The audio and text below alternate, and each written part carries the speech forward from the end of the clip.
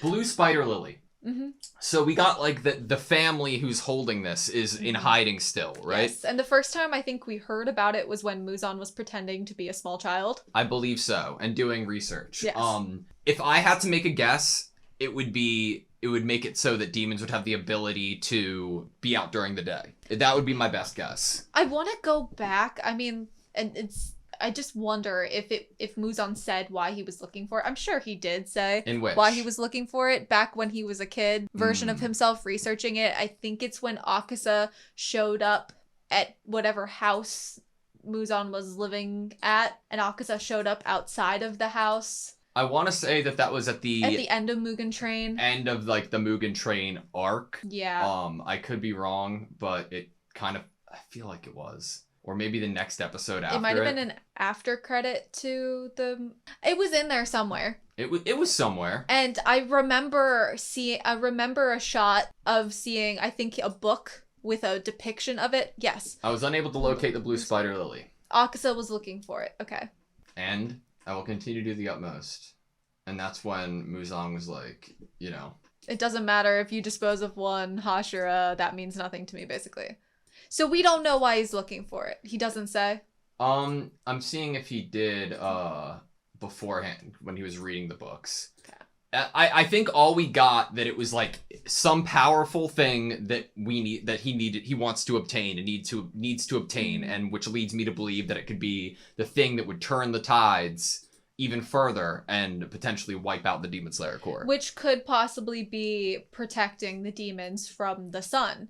Because, okay, if Muzan's greatest fear that Daki saw a memory of was this relative of Tanjiro's in front of him, and we know about, like, you know, Hinokami Kagura, that maybe the Blue Spider Lily is what can combat that from being the way that could kill Muzan. Yeah, I think that's... It seems like he never wants change. He obviously wants immortality forever. Yep. And he wants nothing to change. So he obviously needs to obtain something that can ensure his victory in that. He hates degradation, decay. He wants things to be infinite, everlasting, and not changing at all. Yeah. It's interesting. I liked like his language that he used there. What do you think is the deal with Doma's disciples? Do you think that... I kind of like your idea that he has his own, like, little cult.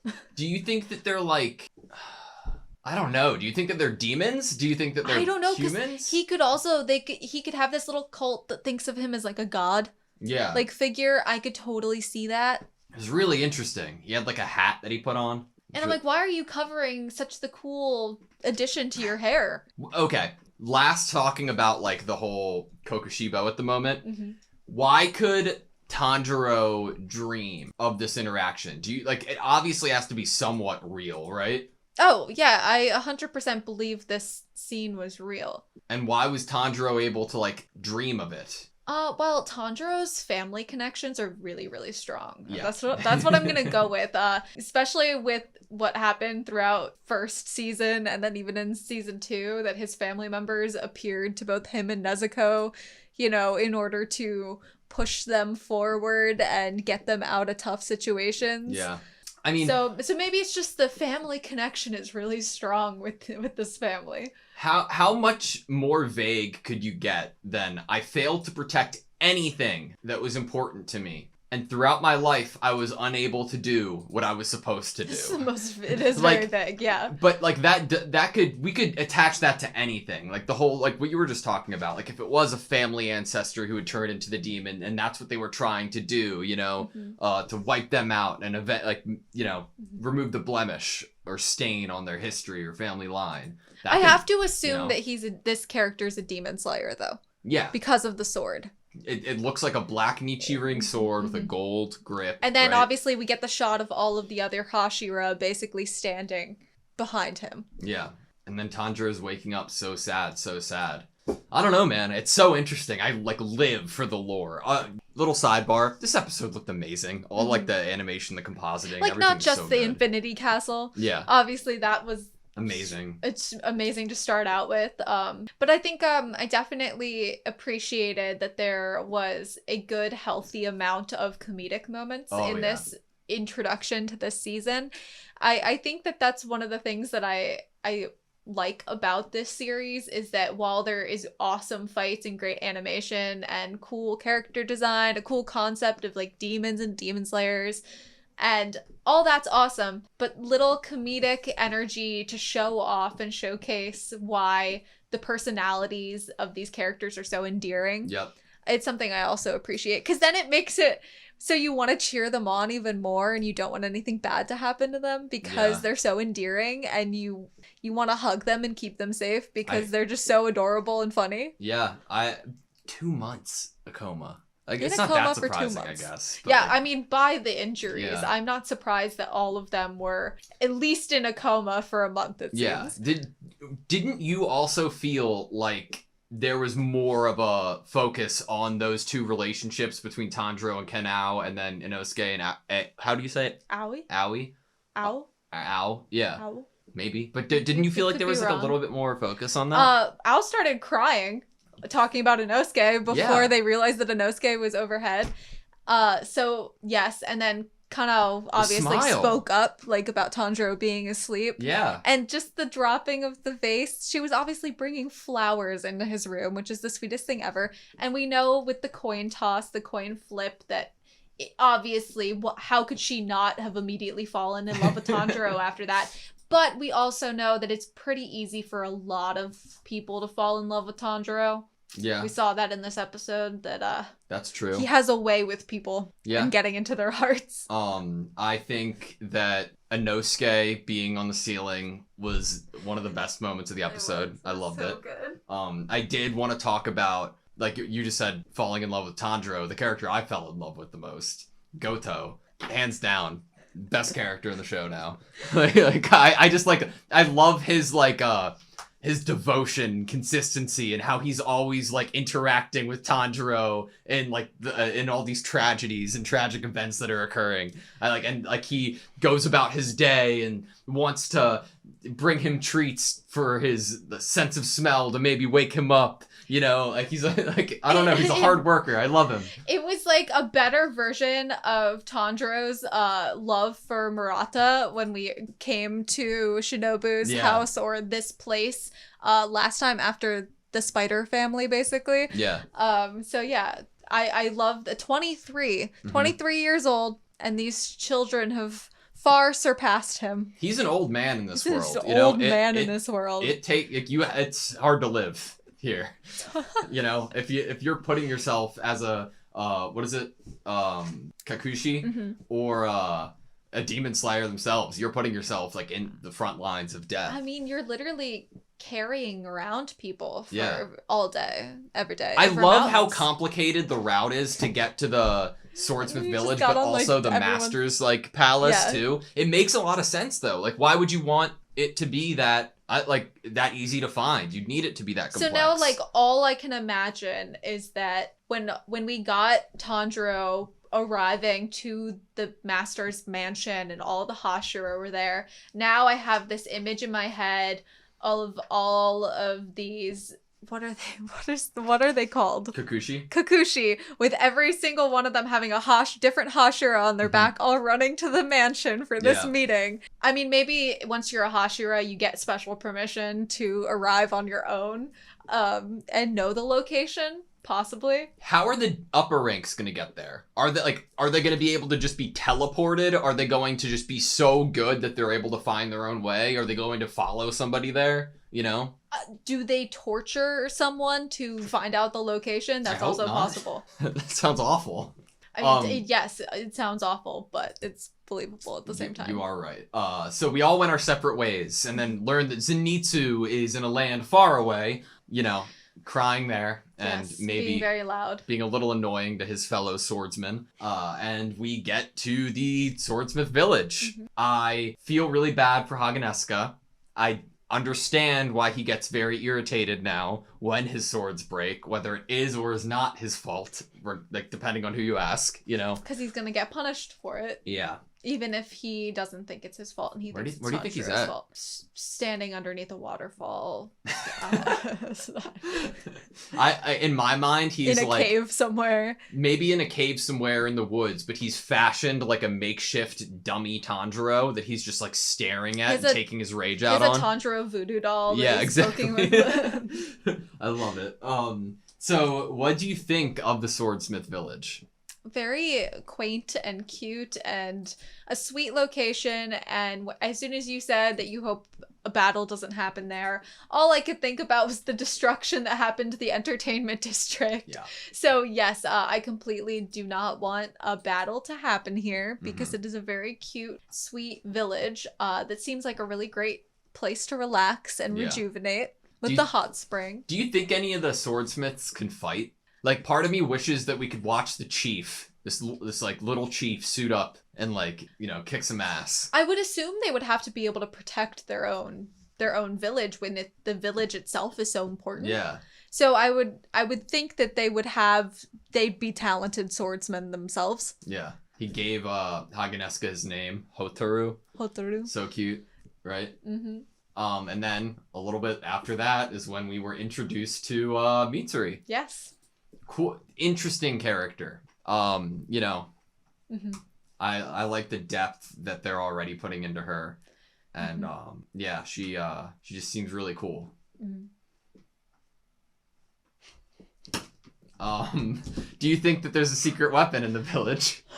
Yeah, actually? Totally. Yeah. Yep. No. No, you don't. I don't think so. I genuinely. If it is, it's gonna be. But because of which Hashira said it to him, makes me think that it's not as literal, like a sword, or an actual secret weapon, and more like friendship, abstract. Love, and more abstract. Yeah, and she would be like you thought I was serious? You thought I was talking about like a sword? What? Yeah, and it was maybe just because she knew the Mist Hashira was there and wanted Tanjiro to bump into him. Perhaps. Could have been anything. I just don't know if I think that she would have said it literally. I genuinely love her though. Like I think that her idea of being like, yeah, no, I really want to find like a strong, awesome guy to be with. And he needs to be stronger than me. I can't just run into a random Hashira. I need to be around them. And in order to do that, I need to become a Hashira. I'm like, I'm in. I'm sold. That's all you have to say. But I love her love for Nezuko as well. She kind of reminds me of Chika from Kaguya-sama Loves War. It makes me really happy now after we got that. We were so upset by how the Hashira were talking and acting when Nezuko and Tanjiro were brought to the Master's mansion. And we were so scared. We were so upset, obviously, because we've followed these siblings and we knew and we wanted Nezuko to be safe and okay. Yeah. So it does make me really happy that since then we've gotten Rengoku acknowledging, Tengen acknowledging Tengen's wives, and that funny interaction after she put Tengen on fire. Yeah. I'm excited to learn a little bit more about Tokito. We already learned a little bit about how the youngest, right? Yeah, and like how powerful he is and how quick. Like I thought it was like a couple months. Yeah, basically. He was very quick to become a Hashira. So like I'm excited to learn about him, but I'm a little worried about what his character is going to be like now, because how he's coming off at the end of the episode's very stern, overconfident, and cocky, and to like give me the key. What key? You know? Yeah, it could be seen as stern or overconfident, or it could just be seen like he's a man on a mission and he's like, I want the key, why aren't you giving it to My me? ancestor made this and it's precious to me. Don't you think that it could be a statue of this guy? He's not talking, he's not moving. It's possible. They could just be totally tricking us here to make us think it's a real person. It's interesting, man. I hope Tanjiro grows his hair out again and then gets like some cool armor. Yes. I missed Tanjiro's long hair. We liked when he grew out his hair. It was great.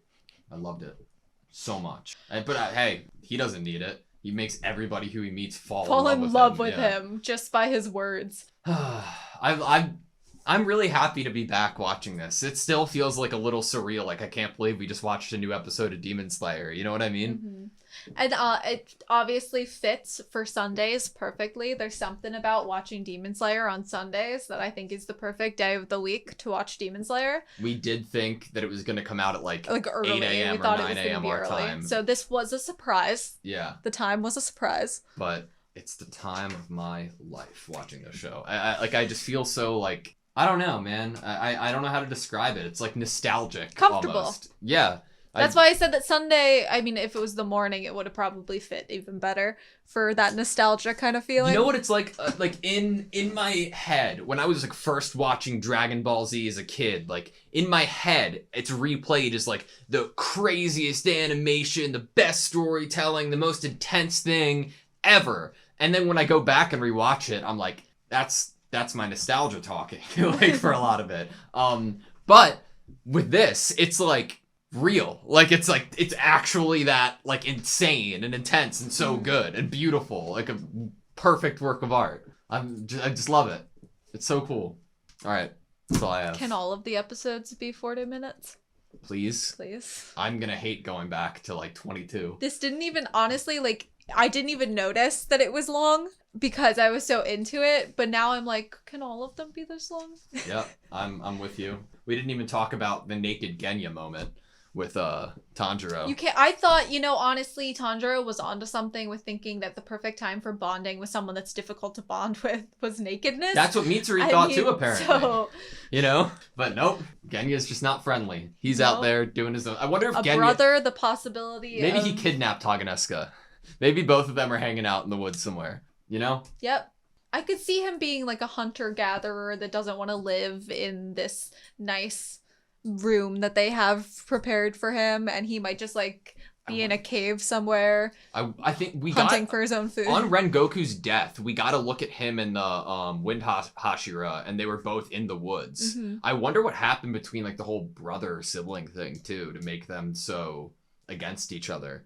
So I wasn't thinking, I don't know all of the Hashira's name, but I wasn't thinking that's who the brother was. I'm not saying that it is. It could be, but I'm like his brother, whoever it is. I wonder what happened like in between the two. I'm thinking it's the Wind Hashira. Yeah, that could There's something about the personality that's so similar to me. Yeah. And the Wind Hashira is the one that was the most antagonistic to Nezuko. Yeah.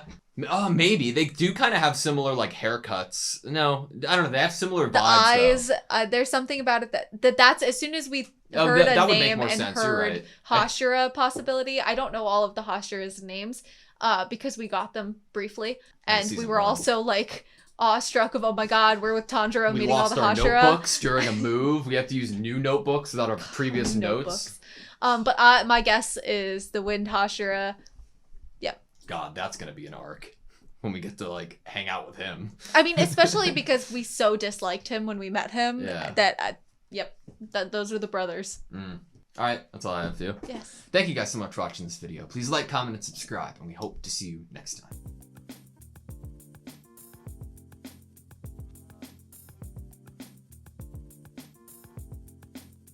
Very stern, overconfident, and cocky. Very stern, overconfident, and cocky.